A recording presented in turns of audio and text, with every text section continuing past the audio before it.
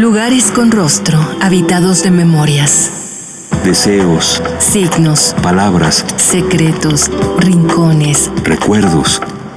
El Instituto Nacional de Antropología e Historia presenta nuestras ciudades, moradas de hombres. Algunas, antes de fundarse sobre la tierra, tuvieron que ser soñadas por alguien. Muy buenos días. Esto es Radio INA. Un servidor, Salvador Rueda, les doy la más cordial bienvenida. La Secretaría de Educación Pública y Conaculta, a través del Instituto Nacional de Antropología e Historia, los invitan a acompañarnos en la emisión de la serie Somos Nuestra Memoria, en la que nos acompaña hoy el arquitecto Raúl Delgado, director general de Sitios y Monumentos del Patrimonio Cultural de Conaculta. Hoy vamos a platicar, arquitecto Delgado, sobre nuestras ciudades, pero en particular sobre el significado de los centros históricos, y lo que más nos interesa es la perspectiva personal de usted. Ahí intentaremos analizar lo que han sido y son las ciudades, lo que significan hoy sus centros históricos y cómo son entes vivos que van cambiando y que ustedes tienen que ir ajustando sus criterios para poderlos mantener, para mantener su sentido, para mantener sus signos, para mantener sus propósitos y al mismo tiempo no dejar de ser modernos. Se trata de reflexionar sobre este fenómeno tan profundamente humano, que es el de los asentamientos urbanos y el del uso de estos espacios abiertos como el hábitat más complejo de nuestra naturaleza toda, porque estas ciudades y estas plazas se dan en todo el tiempo y en toda civilización. Es decir, esto sí recorre transversalmente al mundo y a la historia. Arquitecto, quisiera yo comenzar con una cita de Italo Calvino en Las ciudades invisibles, que dice: ¿qué es hoy la ciudad para nosotros? Las ciudades son un conjunto de muchas cosas, memorias, deseos, signos de un lenguaje. Son lugares de trueque, como explican todos los libros de historia y la economía, pero estos trueques no lo son solo de mercancías, son también trueques de palabras, de deseos, de recuerdos. Las ciudades son efectivamente nuestro hábitat. Bueno, antes que nada, Salvador, muchas gracias por la invitación que nos hace el Instituto Nacional de Antropología e Historia para platicar sobre este interesante tema.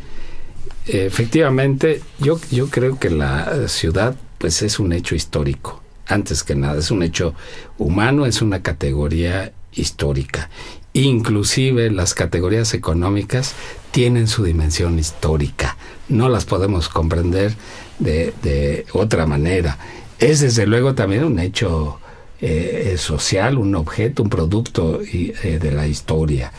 Desde luego también es un escenario donde se desarrollan, se desenvuelven todas las relaciones humanas en su dimensión individual y en su dimensión social. Es un lugar también donde cuaja y cristaliza la economía. Ahí, como señalabas hace un momento, es un lugar de trueque o de intercambio.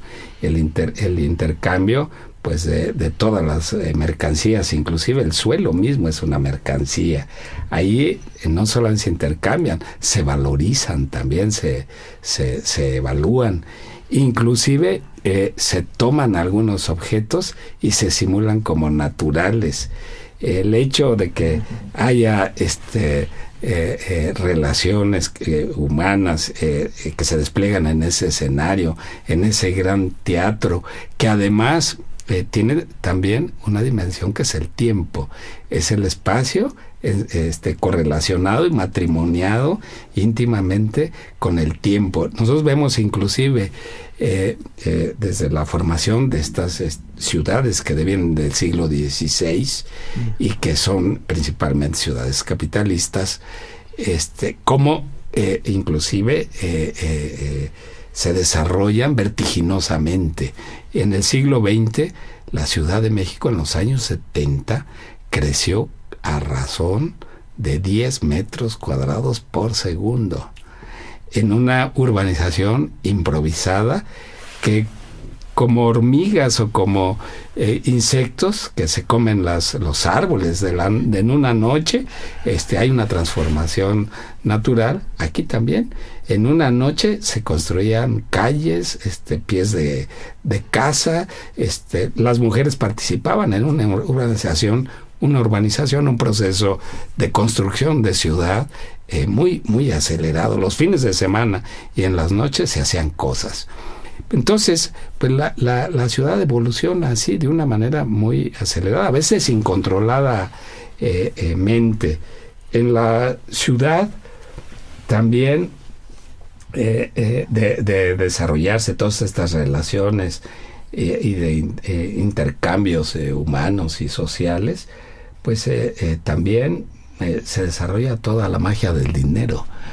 Es una magia maravillosa, pero también a veces es brutal y bueno, en el caso de la Ciudad de México no es coincidencia que durante el esplendor de la explotación minera en la época virreinal es cuando se consolida también la ciudad virreinal.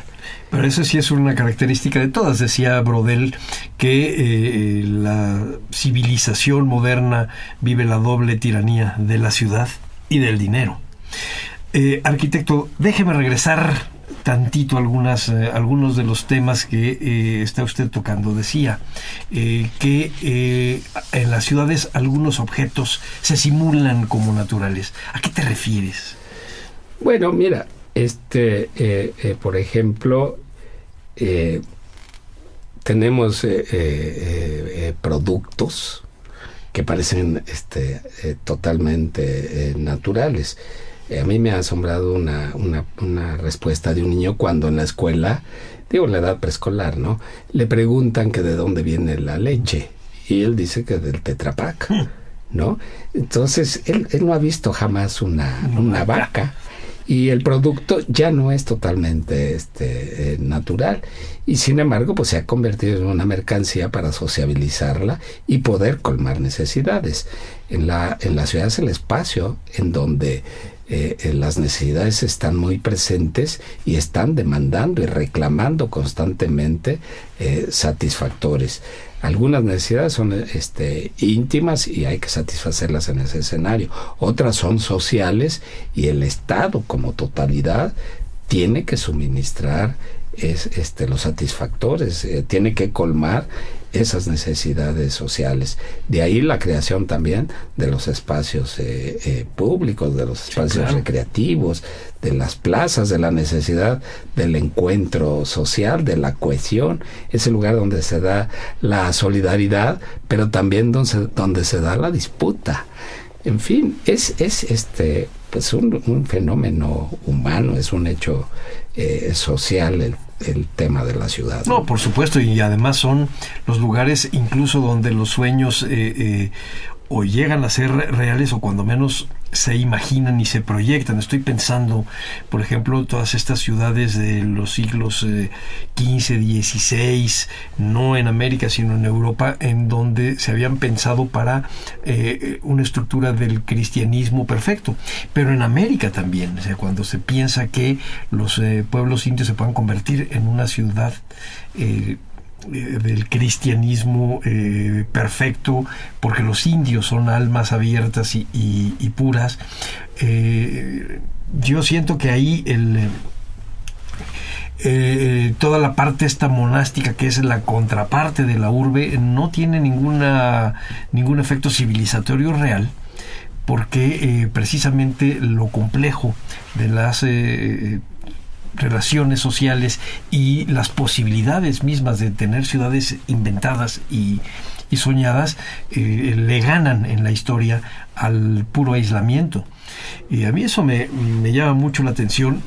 Y la otra parte lo tocas tú, cuando hablas de las macrourbes que van creciendo día con día, muchos metros diarios.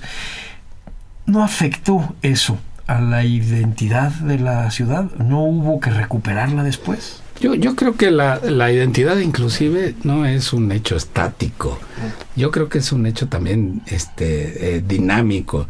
Y las culturas van asumiendo características inclusive de otras culturas, las que les conviene, las que le propician inclusive un desarrollo civilizatorio.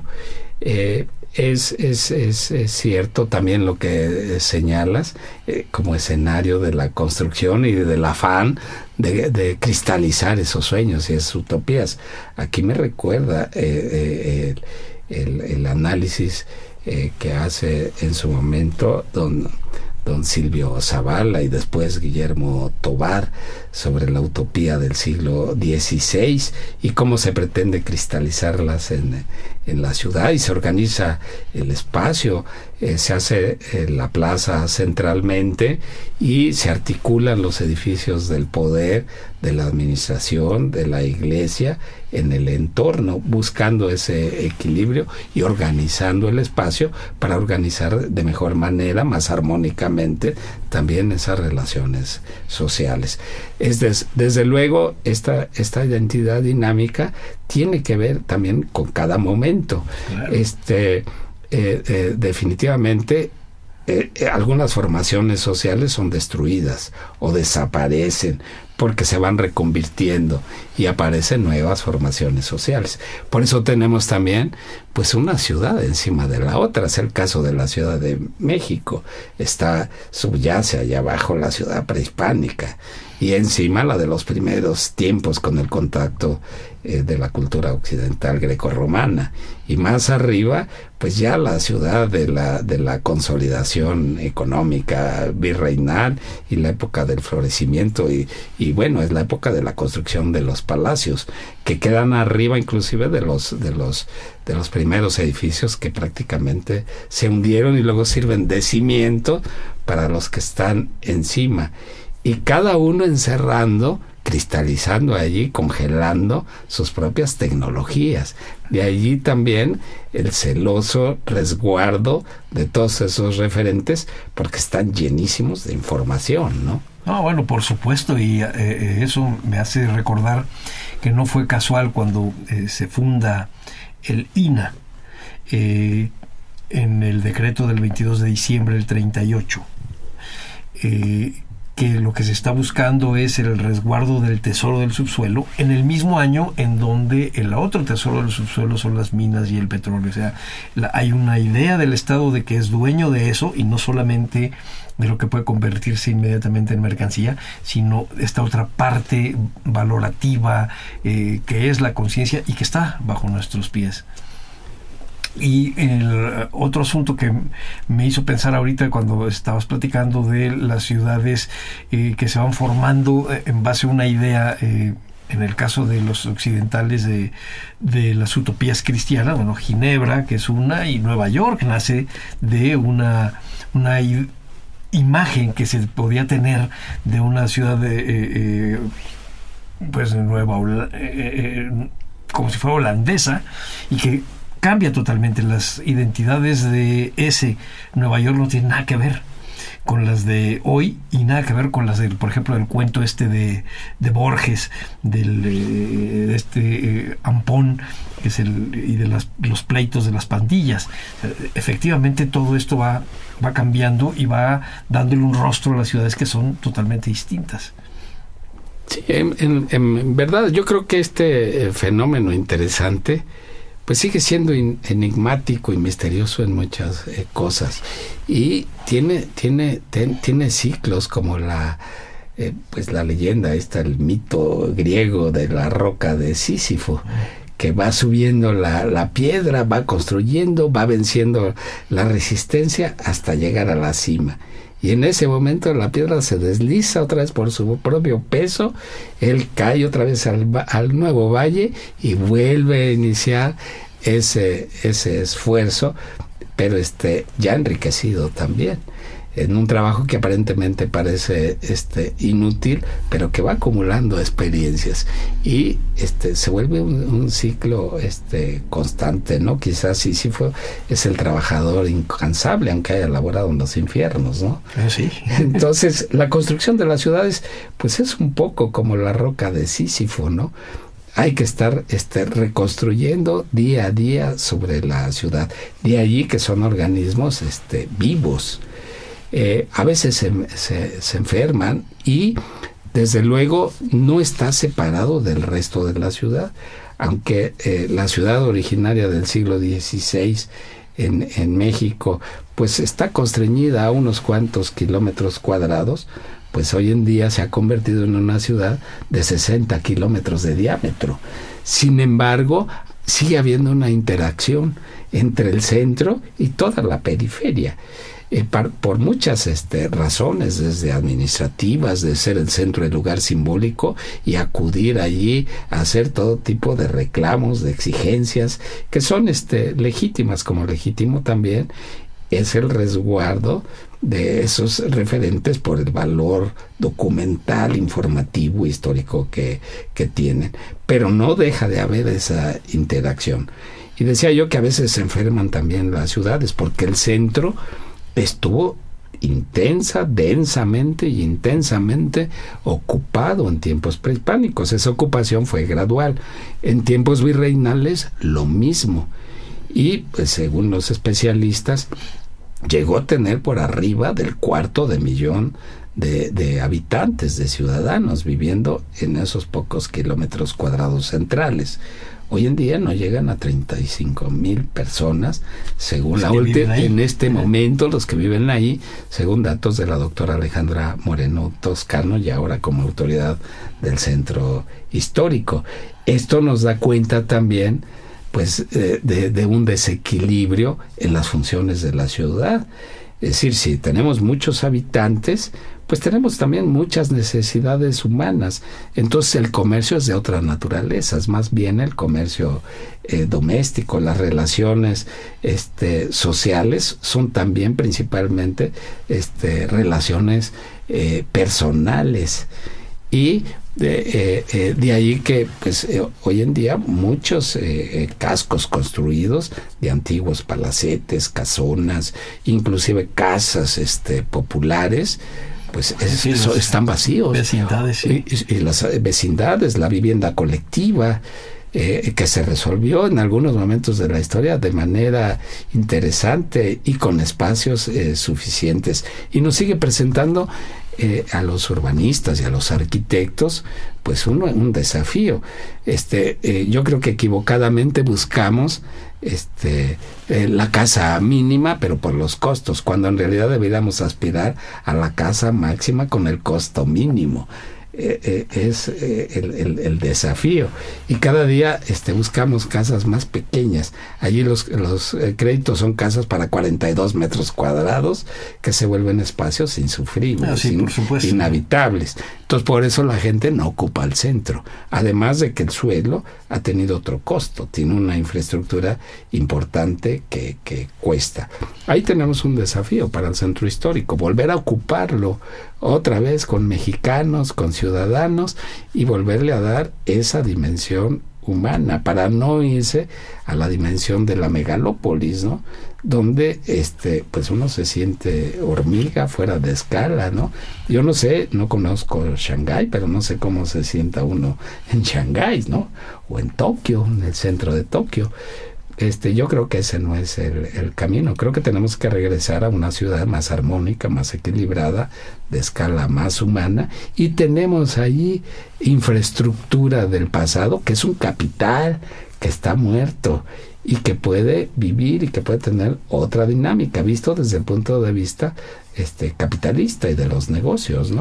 Pero me dices, por ejemplo, que uno de los desafíos sería volver a habitar el centro, sí, y dejar nada más de usarlo como un lugar de tránsito comercial, como pasa en el día. Yo recuerdo hace no muchos años que uno iba al centro después de las 6 de la tarde y estaba vacío, no había lugares para habitar, habían sido nada más negocios. De hecho se volvió muy inseguro. Ahora no, ahora otra vez, aunque sean solo 35,000, se siente un poco que ese centro histórico es parte ya de la ciudad. Sí, efectivamente. Y bueno, México, por su pirámide demográfica, pues es un país de jóvenes. realmente, a diferencia de otros países. Y el centro está siendo ocupado principalmente por los jóvenes. Aquí nada más para recordarle a nuestro público que estamos hablando en este momento del centro histórico de la Ciudad de México, usándolo como un ejemplo de lo que sucede con los centros históricos y las macrourbes. Sí, efectivamente la ocupación del centro debe de equilibrarse un poquito más. Las estadísticas que da Alejandra Moreno Toscano dice que, bueno, hay 35,000 habitantes en la ciudad. Por otro lado, tenemos 2 millones de ciudadanos que le llaman población vinculada, que son los que saturamos las banquetas, los comercios, las calles, los estacionamientos durante el día. Sí. Pero por otro lado, sigue habiendo parte de la estructura física de la ciudad utilizada por el resto de la ciudad. En la catedral siguen ocurriendo los matrimonios, en la Profesa no se diga, en Santo Domingo. El jueves de Corpus es celebrado en la plaza central del Zócalo. El encuentro de los ciudadanos en las fiestas cívicas se sigue dando principalmente en el centro, a veces simulado, a veces de manera más natural, pero el fenómeno sigue siendo reconocido por los ciudadanos como el lugar del encuentro, el lugar de la cohesión social. Y yo creo que eso lo hace que no se haga una ciudad muerta, y nos brinda potenciales para resolver necesidades contemporáneas. Seguimos teniendo déficit habitacional, gente sin casa y cascos urbanos desocupados. Arquitecto, ¿y en otros centros históricos del país es el mismo fenómeno? Sí, se presenta el mismo fenómeno. Ocurre igual en Puebla. En Puebla se habla de que hay 12,000 habitantes en el centro histórico. Este es un dato que me dio Sergio de la Luz Vergara, que ahora encabeza el Fideicomiso de Puebla y que durante algunos años estuvo al frente de la sección de monumentos del Instituto de Antropología en Puebla. Él me dice que tiene censados 12,000 habitantes en el centro histórico de Puebla. Y bueno, Morelia también fue desocupado. Y en un momento dado inclusive fue invadido por el comercio informal que ocupó los portales. Realmente pues siempre hay esa disputa ahí por el espacio, en fin, y se reconvierte, se regenera, a veces caen en problemas que tienen que ver con situaciones sociales, de desigualdad, de pobreza, en fin, y yo creo que es una oportunidad para los mexicanos pues repensar en los centros históricos, ¿no? No podemos seguir extendiendo las ciudades y ocupando la naturaleza y acabando con los bosques o en lugares en donde también es difícil hacer la urbanización, las laderas a veces pedregosas, hacer como llevas agua, como servicios. Sí, y luego si está muy alto tienes que bombear el agua para subirla, ¿no? En fin. ¿Estos son de los agentes que enferman a una ciudad de las que hablabas hace un momento? Yo creo que sí. Yo creo que sí. Y tenemos, digamos, la planeación urbana muy nueva. Recordemos que la Ley de Asentamientos Humanos, la Ley General de Asentamientos Humanos es de 1970. En cambio, las disposiciones normativas para la defensa de las ciudades antiguas y de las antigüedades, como se decía antes, pues nos viene de la segunda mitad del siglo XIX y hasta la fecha. La Ley Federal de Monumentos es de 1972, pero se hace eco de disposiciones normativas anteriores. Sí. Y yo creo que rescata las esencias de esas normatividades y de esa preocupación de resguardar los referentes antiguos. Quizás no se han articulado bien la Ley de Monumentos con la Ley de Asentamientos Humanos, porque las antiguas disposiciones para proteger el paisaje natural, las perspectivas, los pueblos típicos, es una función que pasó a ser legal y jurídicamente de la esfera urbana, ¿no?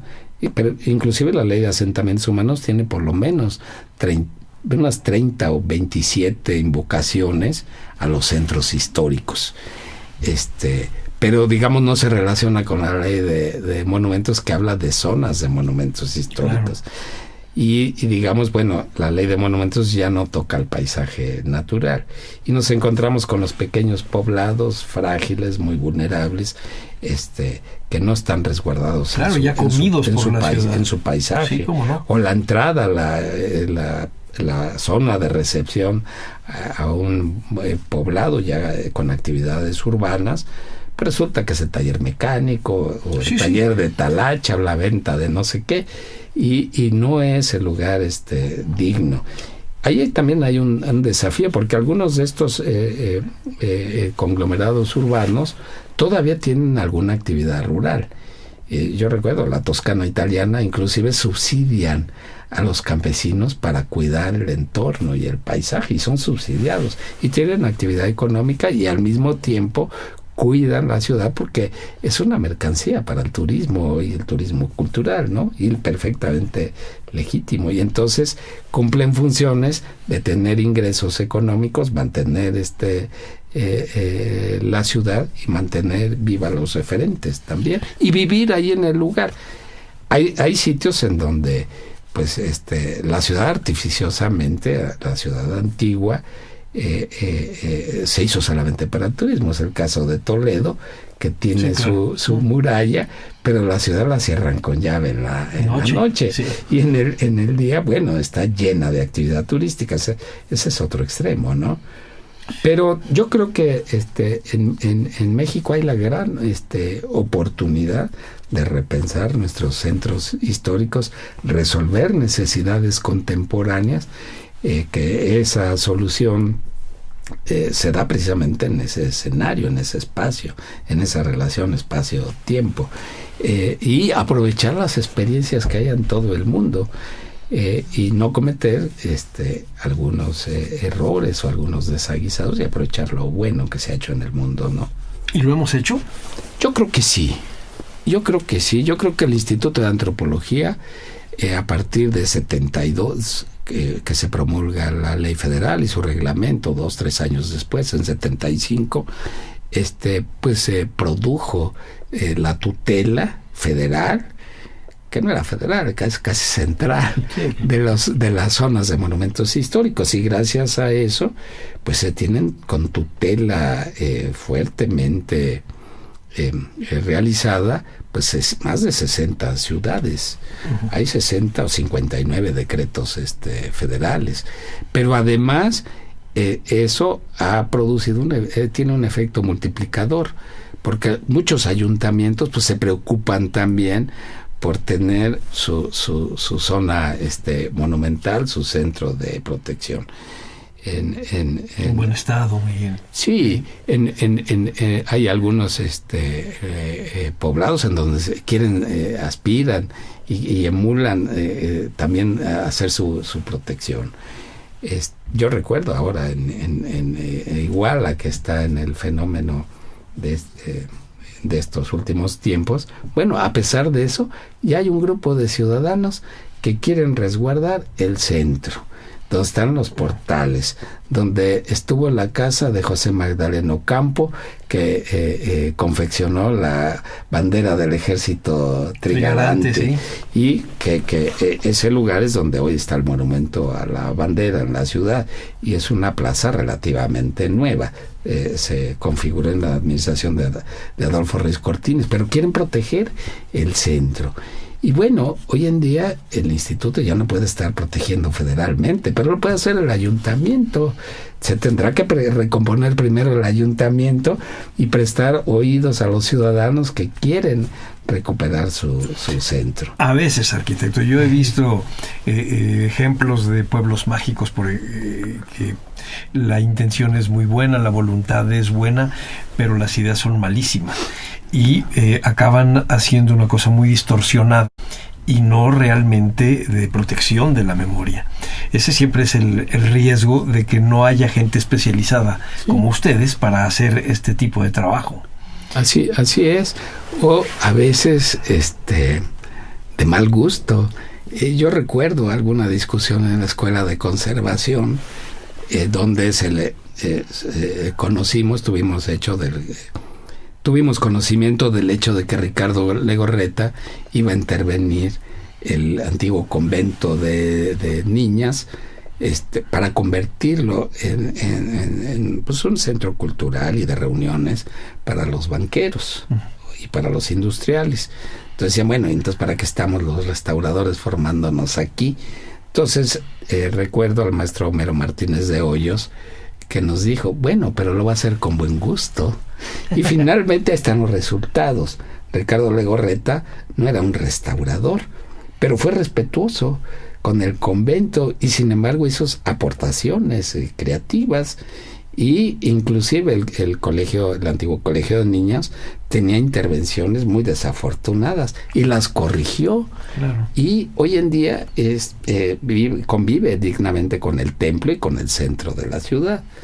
Es que además de tener voluntad, hay que tener inteligencia. Sí. Ahí sí, y respeto. Y respeto, sí, respeto. Saber, tener un poco de idea clara de lo que se quiere hacer, y tener en los valores que está uno manejando a la memoria presente. Sí.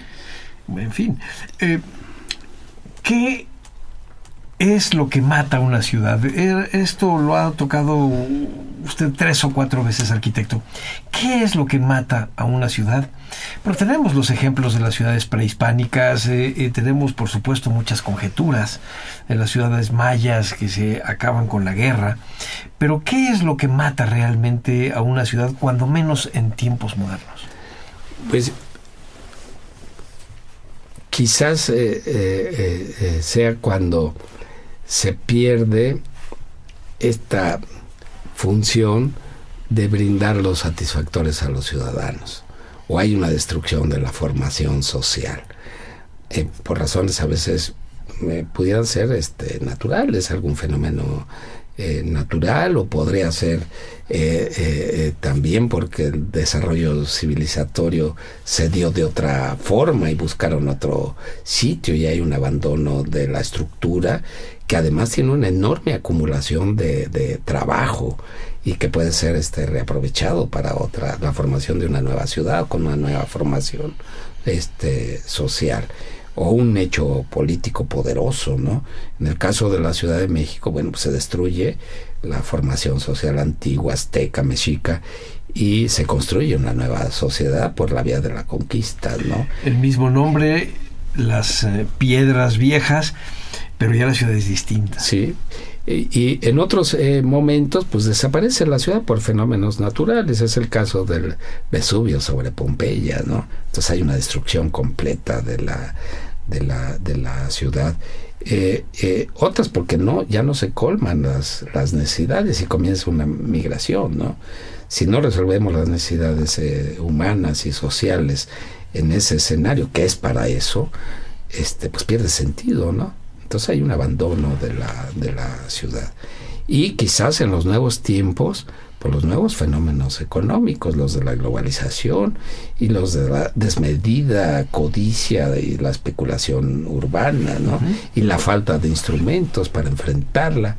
Ahí viene a la cabeza en este momento pues esta reflexión que hace Thomas Piketty sobre la desigualdad y sobre, inclusive, él no piensa en la desaparición de la ciudad capitalista ni del capital, pero sí piensa en que se puede abatir la desigualdad y que se pongan impuestos fuertes. Yo recuerdo algunos impuestos que se han abandonado, por ejemplo, casas abandonadas o predios baldíos en los centros de las ciudades, pues que paguen el doble o el triple de impuestos prediales, ¿no?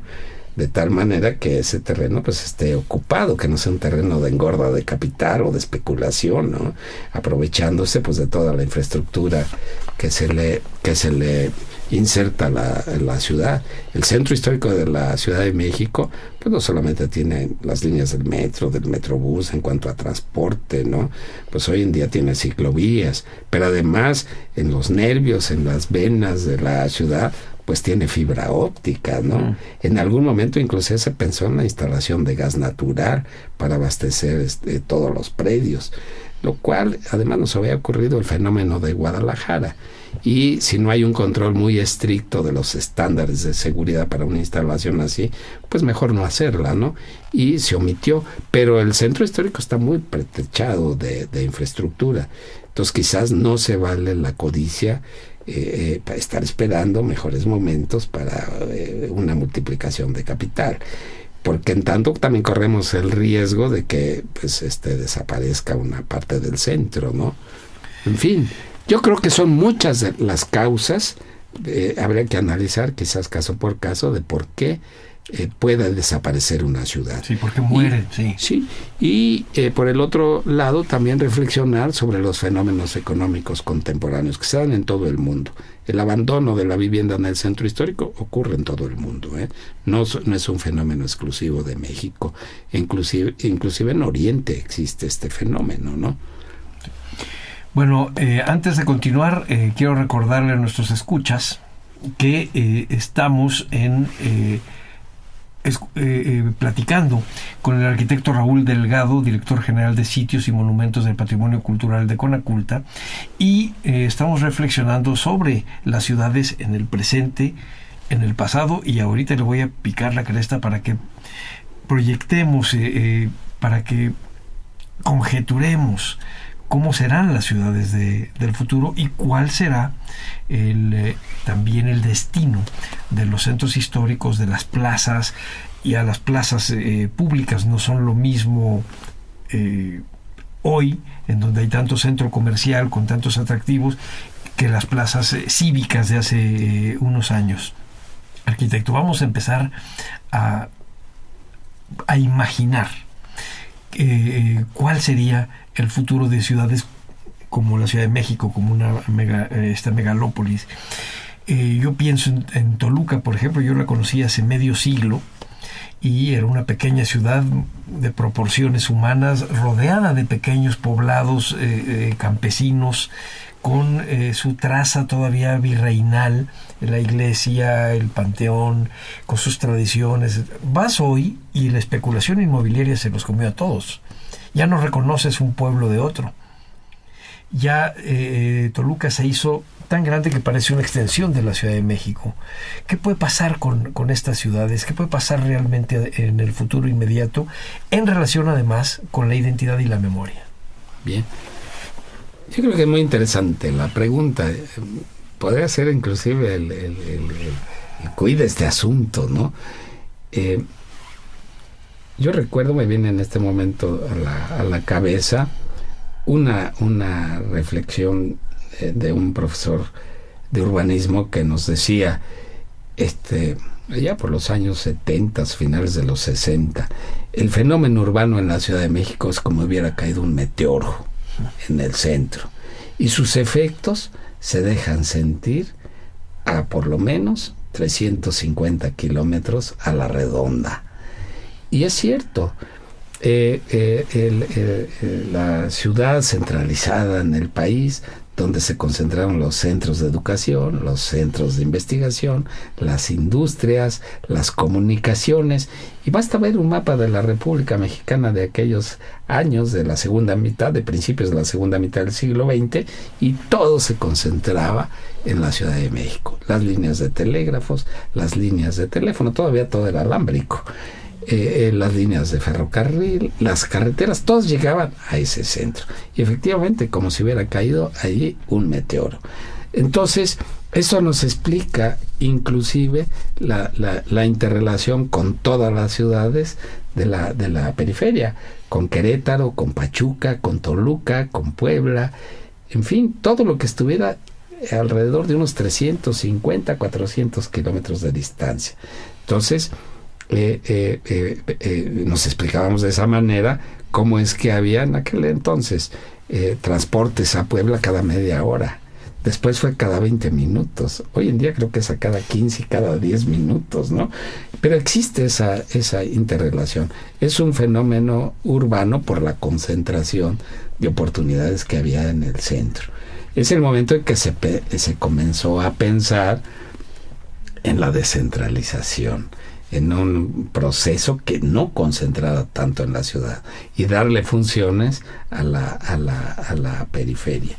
Yo creo que el futuro de las ciudades está en eso, en pensar que tenemos estructuras, que la población ya no está creciendo tanto, que conservamos todavía aspectos de la naturaleza importantes. Es cierto que explotamos las entrañas de la tierra en su momento para sacar el oro y para sacar la plata. Para eso tuvimos que extraer, pues, por cada tonelada de piedra que sacábamos y molíamos y le poníamos azogue para separar los minerales, el cobre, el estaño, la plata, pues le sacábamos 4 o 5 gramos de oro. Sí, muy poquito. Muy poquito por cada tonelada de piedra. Hoy esa explotación por cada tonelada de piedra mineralizada no se le sacan más de 3 gramos.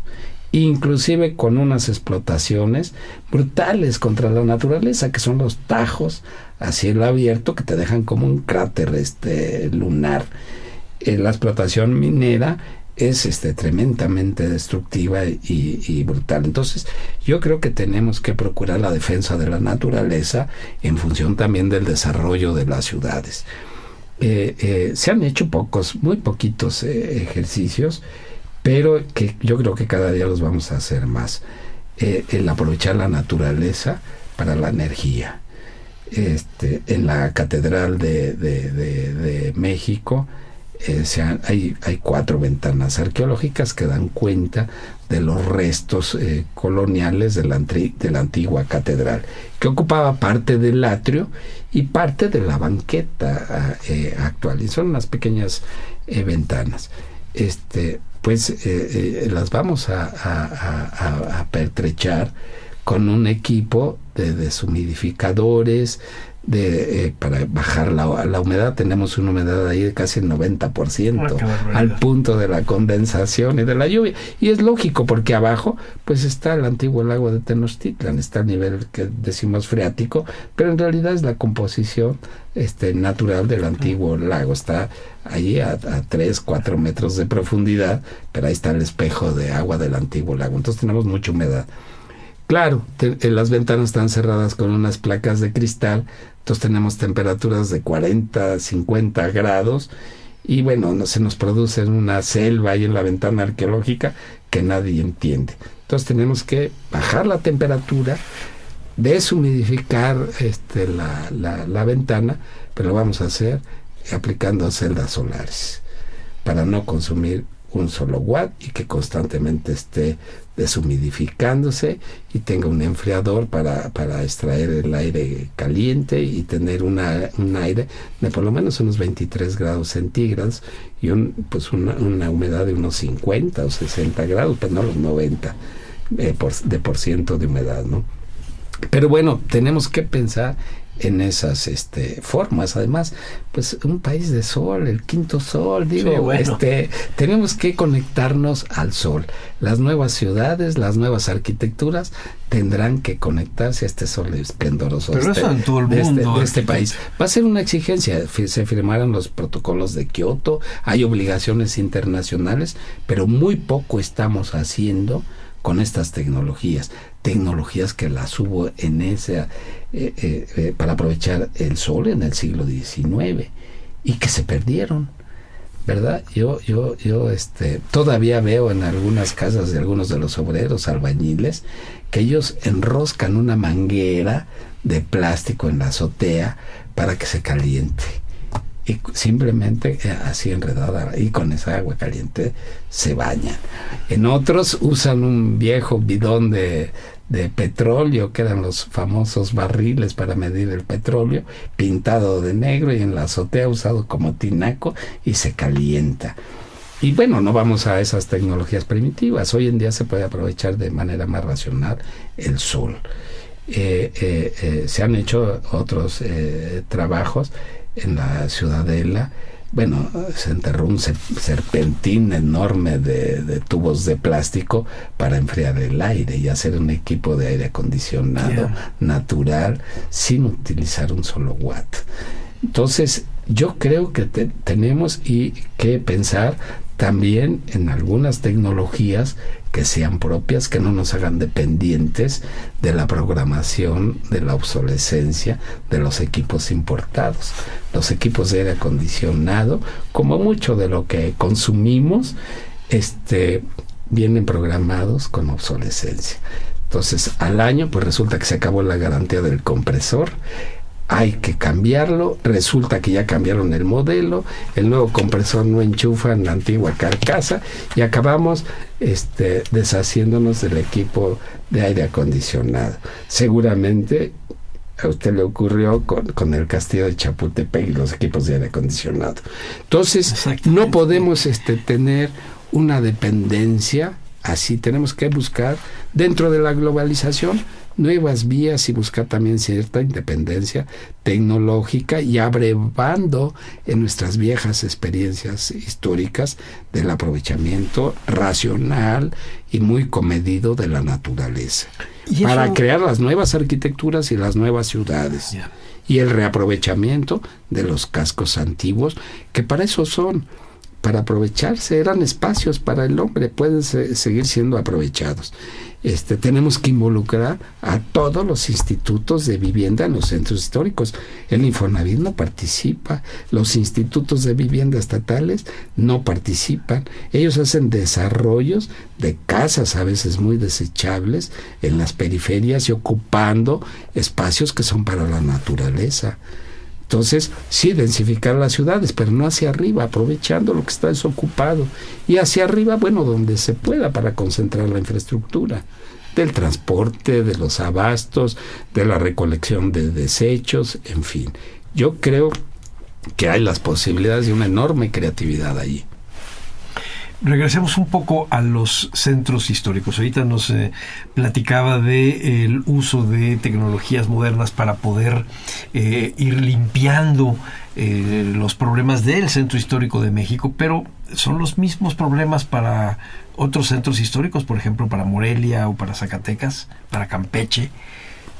Yo creo que si no son iguales, son semejantes y hay analogías. Y cada lugar encuentra sus fórmulas. En el propio centro histórico de la Ciudad de México, como ocurre también en Morelia y en algunas otras ciudades, estaba el antiguo patio, el famoso pluvium romano. Uh-huh. Y en el patio estaba el aljibe y en cada casa sí. y se aprovechaba el agua de lluvia. Pues nosotros los hemos convertido en cloacas o los rellenamos y demás. Entonces, mirar otra vez hacia el pasado como en un espejo retrovisor, pero teniendo la mirada hacia el horizonte que tenemos enfrente. Y el retrovisor solamente de referencia, pero procurar soluciones que nos permitan tener agua, tener energía solar para convertirla en electricidad, aprovechar la energía solar para calentar el agua, para poder lavar la ropa, para poder guisar, para poder asear el cuerpo. Sí, para poder hacer vida cotidiana. Así es, sí. Y sin que tengamos que destruir la naturaleza.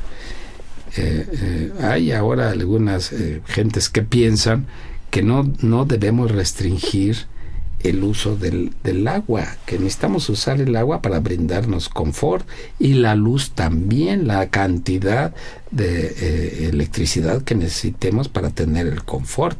Lo que necesitamos es producirla racionalmente, y el agua reciclarla, reutilizarla.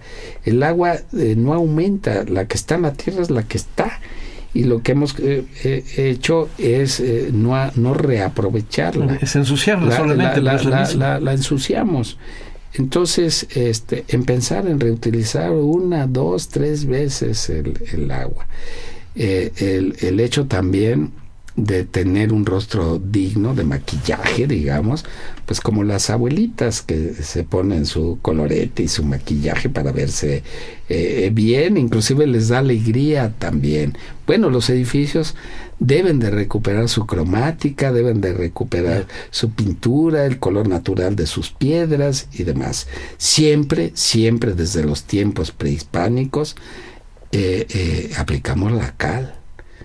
Y la podemos seguir aplicando.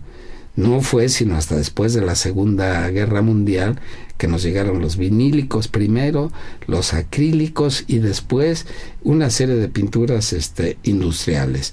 Hoy en día, inclusive son pinturas muy caras. Cuando llegaron, pues eran más accesibles. Sin embargo, jamás han competido con la pintura de cal. Y además la pintura de la cal tiene otras virtudes, de salubridad, de reponer, de dar un mantenimiento muy sencillo, y en cada lugar además se combina con colores minerales que existían en el entorno, ¿no? Desde la sangre de toro que conseguían en los rastros hasta la piedra de azul añil, en fin, o colores terracotas, y cada ciudad hacía su identidad inclusive con lo que encontraba en el entorno y en la naturaleza. Hoy en día pues a lo mejor ya no conseguimos todos los minerales de esa manera, pero podemos usar los tintes industriales de las vinílicas y combinarlas con la pintura a la cal. Inclusive los mexicanos han encontrado una nueva fórmula, la vinical. En el INA, casi en todas las secciones de monumentos se habla de la vinical. Entonces, yo creo que frente a nuevas necesidades también nuevas soluciones. Y el pueblo mexicano pues, es un pueblo de artistas y de creadores. Yo creo que va a encontrar las fórmulas para resolver cada problema.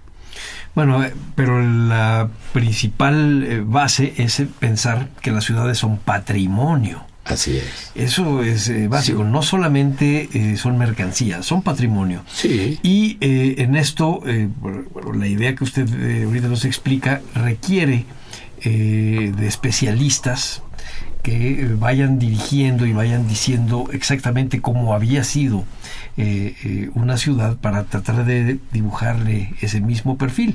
Pero sí tiene que involucrar a todos los demás. No lo ve como si fuese una ciudad utópica, como aquellas que estábamos hablando hace un rato. Pues como decía Galeano, la utopía es una guía, ¿verdad? Y nos imbuye, nos impulsa a aspirar a una cuestión ideal. Yo creo que es una utopía, pero es una utopía que cuando lleguemos a lo que nos estamos imaginando, ya la utopía se adelanta un poquito más y siempre nos va a estar impulsando a ser mejores. Sí es una utopía, pero es posible. Yo creo que y se han alcanzado algunos logros utópicos en el propio país. No nos ocurre como otras ciudades, sobre todo las europeas, que prácticamente han ocupado todo su territorio. Nosotros seguimos teniendo áreas importantes, a pesar de enormes pérdidas, áreas importantes de bosques. Aún en la situación actual tenemos más madera, por ejemplo, que Finlandia, Noruega y Suecia juntos. Y estos países nórdicos solo tienen todas las variedades de árboles, pero básicamente son variedades de pinos, pináceas. Son coníferas. Y sí. no, son coníferas. Nosotros tenemos además todas las tropicales, sí, claro. Que nosotros inclusive les llamamos maderas corrientes, o más bien los países industrializados las han bautizado como maderas corrientes.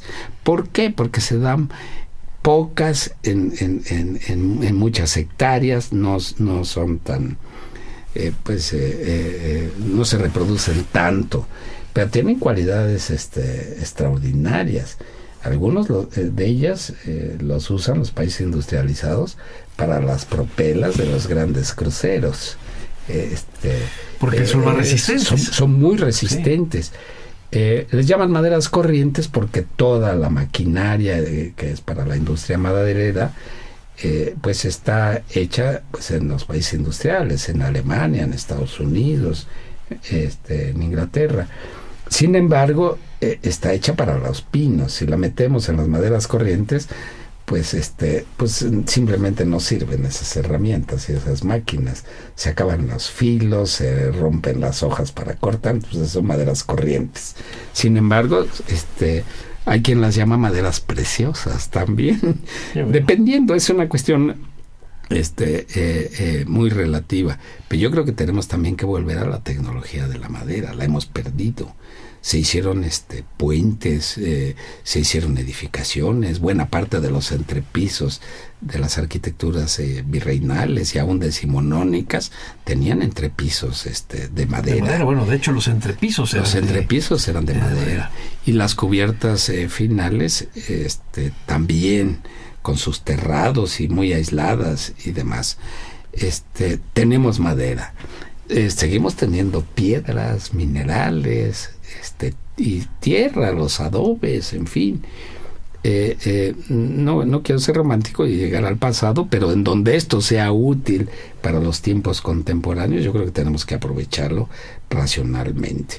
Las pinturas también, y nuevas instalaciones. Yo no me gustan los plásticos, prefiero los vidrios, los metales y demás.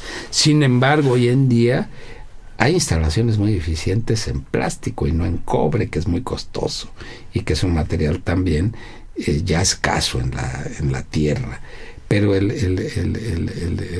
las tuberías de plástico están funcionando muy bien y son muy, muy económicas, y hay tecnología inclusive para que el propio propietario la pueda instalar, sí. Hacerla. Entonces, yo creo que hay que aprovechar por las ventajas de la globalización en lo que nos sirva, en lo que nos convenga, y siempre con respeto también a nuestro legado, el legado paternal, el patrimonio. Sí. Entonces, yo creo que se puede. Y yo creo que hay dos principios nada más. Pues hacerlo con mucho respeto y hacerlo con talento. Para esto puede ser una especialista, siempre y cuando sea el derrotero que lo guíe en su trabajo. Entonces hay que respetar la naturaleza, hay que respetar el patrimonio, y hay que aprovechar tanto la naturaleza como el patrimonio para resolver problemas contemporáneos, y para eso utilizar la tecnología donde quiera que esté. Pero propone usted un equilibrio que es realmente difícil, que es tener a la ciudad como patrimonio y al mismo tiempo que sea habitada, que no sea sujeta de especulación. Y ese equilibrio creo que todavía estamos lejos de él, y que habrá que regularlo y habrá que hacerle leyes y probablemente incluso documentos de principios internacionales para que puedan ser respetados. No me parece que sea una cosa tan sencilla, pero me parece que si se llega a hacer sería excelente. Sigue siendo una utopía, pero es posible. No, por supuesto que cuando menos sí nos plantea la idea de una geografía humana distinta a la que estamos viendo, que ha ido caminando un poco caóticamente. Y estamos obligados moralmente, éticamente. Usted cita algunos autores. ¿Podría darle a nuestros radioescuchas algunas sugerencias bibliográficas a quien se interese sobre estos problemas de patrimonio, de ciudad hoy y de ciudad a futuro? Pues yo creo que hay mucha literatura en el mundo, y yo creo que el tema de la ciudad es multidisciplinar. Tiene que ver el tema de las ingenierías, pero tiene que ver también el tema de los historiadores, de cómo miran la ciudad, el tema de los economistas. Decíamos al principio de la charla que la ciudad es un hecho social, es un hecho histórico, es un hecho económico, tiene su categoría y su dimensión histórica siempre. Aunque lo analicemos desde el punto de vista económico, tendríamos que revisar todo el proceso económico. Y la bibliografía también, en consecuencia, es de toda naturaleza. Yo creo que hay las reflexiones que hace Henri Lefebvre son interesantes. Sí, cómo no. Del campo a la ciudad, o de lo rural a lo urbano. Que ya son muy viejas, tienen 30 y tantos años. Sí. Sí, desde luego son del siglo pasado, hay fenómenos nuevos. Hay muchos pensadores. El hecho también de repasar, digamos, el tema de la planeación de las ciudades europeas que estuvieron enfocadas para el aprovechamiento del turismo cultural fue muy importante, sobre todo en Italia y en España. Jordi Borja también analiza el tema del espacio. Claude Bataillon también analiza, y en todos los aspectos, porque además en el escenario de la ciudad y las relaciones humanas, pues se dan allí también los deseos, la imaginación, se construye el amor, es decir, muchas situaciones complejas. Es un espacio además de altísima significación. Entonces, el análisis también de lo que representa la ciudad para los ciudadanos. Algunas de las cartas internacionales también son muy importantes. La Carta de Washington, que habla sobre las ciudades históricas, tiene un principio muy, muy importante y que tiene que ver con este tema de la democracia. Dice, la ciudad le concierne en primera instancia a los ciudadanos. Claro, es el espacio de la vida civil y tenemos que decidir sobre eso, sobre cómo vamos a armar nuestro hábitat, que también hablábamos de eso al principio del programa. Bueno, nos ha comido ya el tiempo, arquitecto, y quisiera yo darle las gracias por el tiempo que nos ha dado, por todas sus reflexiones. Desde la conducción, un servidor, Salvador Rueda, a nombre de Radio INA, doy por terminada esta emisión, que fue posible por la generosa participación de nuestro invitado, el arquitecto Raúl Delgado, director general de Sitios y Monumentos del Patrimonio Cultural de Conaculta. Gracias también por su apoyo para la realización de esta serie a Pedro Francisco Sánchez Nava y a Luis Alberto López Guario, y a nuestros escuchas por su atención, a quienes les sugerimos consultar más de nuestra producción a través de www.radio.ina.gov.mx. En la realización está la Dirección de Medios de Comunicación a través de la Subdirección de Radio INA con Gabriela Marentes. En la producción, Evanibaldo Morales, y en los controles técnicos, Javier Cortés. Muchas gracias. Muchas gracias.